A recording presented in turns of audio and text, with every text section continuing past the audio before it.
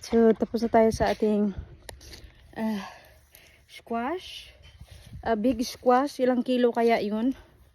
So, dito na tayo sa eggplant. Eggplant na tayo, guys. Yan. Kita ko sa inyo ang aking eggplant. Sobrang laki na din ng eggplant ko, ha. Okay.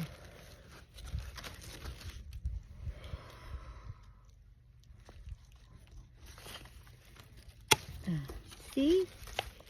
Eggplant. May eggplant. Laki. Ang laki mo, day. Tiko.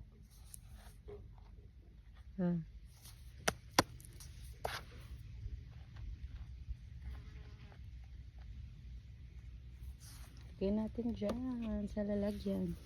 So, yung iba, harvest na rin natin yung ibang tali. Ako pala siya na guys. Ano siya, oh. Ito yung isa, oh.